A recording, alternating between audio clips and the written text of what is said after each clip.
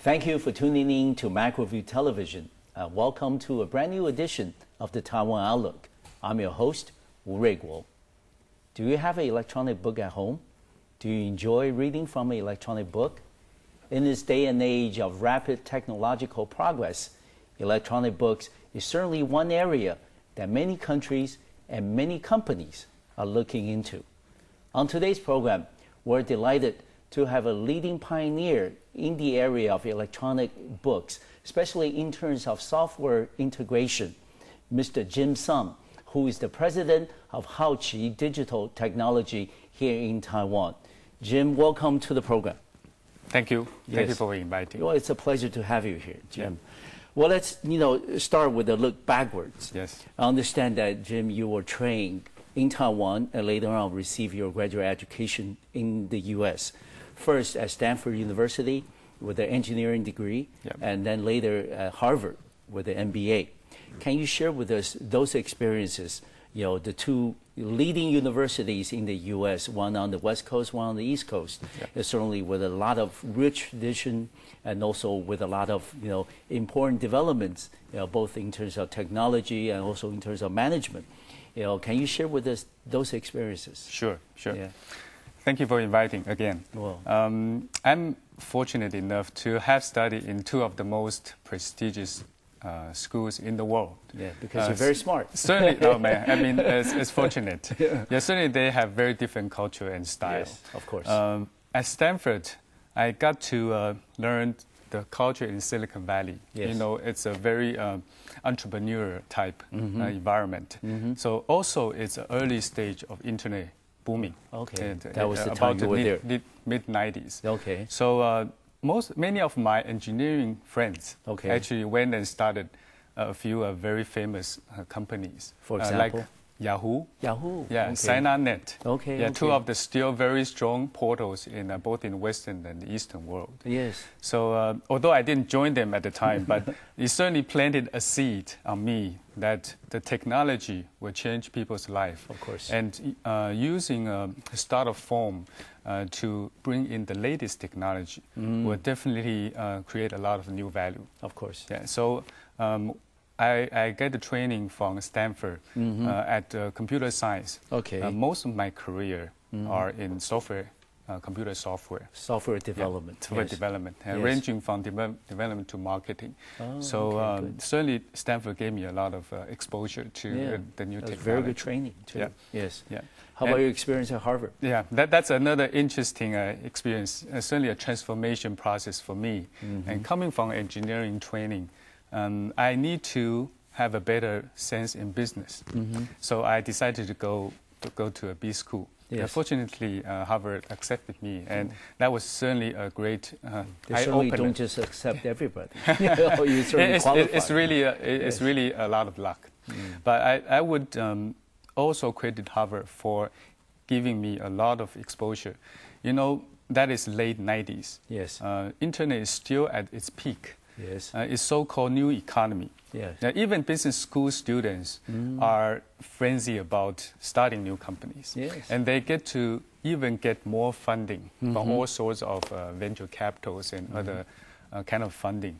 So many of my classmates actually went and started quite a few they're good companies too. Yes. So I also learned a lot from them, directly or indirectly, that a lot of new business models. This is not only the technology itself, but also the creative thinking of how a new business model can be formed. So you can see that Web 2.0 or even 3.0 is currently evolving. Yeah. So I'm glad that those trainings in school and also the career afterwards gave me a lot of exposure to that. Yeah, Jim, you mentioned the fact that these two universities are two of the leading most prestigious universities in the world, not just in the U.S.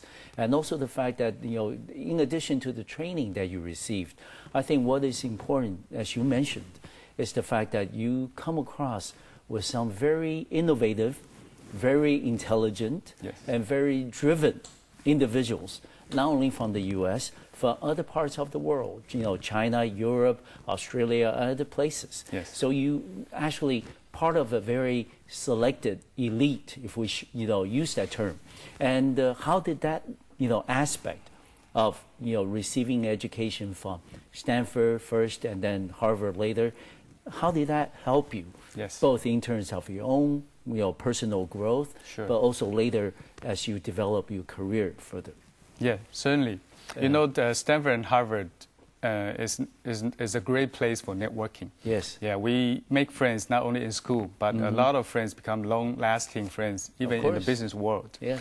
So after Harvard, yes. I moved to Silicon Valley. For 4 years. Yeah, exactly. Yes. I was in the high-tech industry, and I certainly practiced a lot of learnings I got from the school. Yes. And also, I get to join quite a few professional associations. Yes. For example, the Mount Jade Science and Technology Association is very famous for Chinese high-tech startups. Yeah. So through those experiences, I also network with a lot of entrepreneurs. Okay. And so some of them had a good business training, but some of them had a very ample experience in the industry. So through those experiences, I get to know a lot of tips for running startup companies. Yeah. And when did you come back to Taiwan? About 2004. Okay. You started working for McKinsey?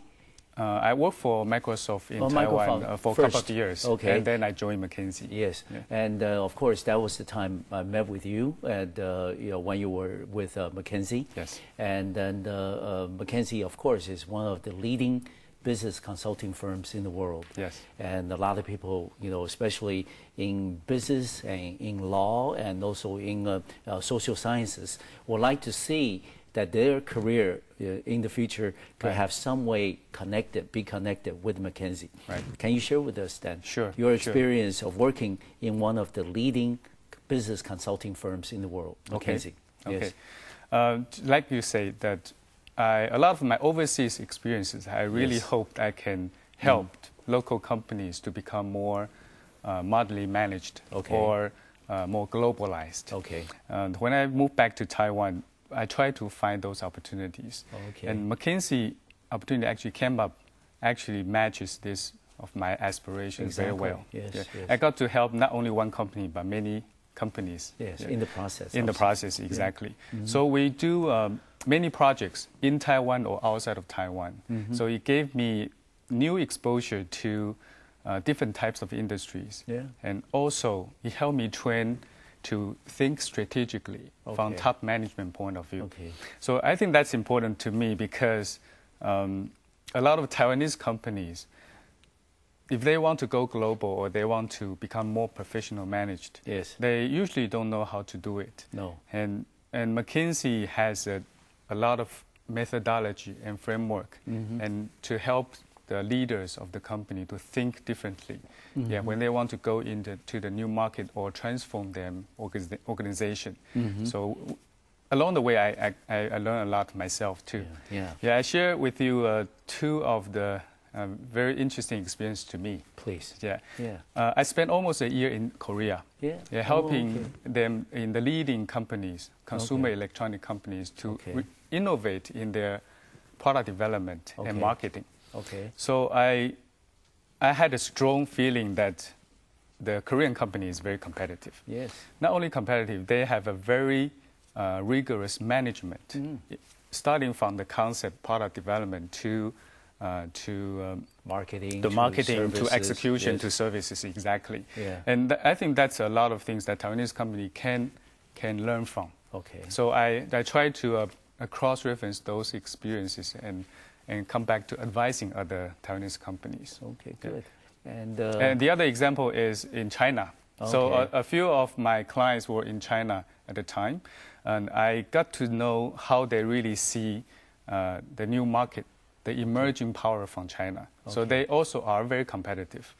So compared to Chinese companies and Taiwanese companies, there are different advantages. They are cultural different. But I can see they are eager to catch up. That's why they like to use McKinsey as a consultant to boost their capability. And one thing that, Jim, I'm sure that a lot of people watching our program will share the same feeling as me, is that we envy you in the sense that you have the experience of working with leading international and also very prominent domestic manufacturers like Honghai, Precision, after McKinsey.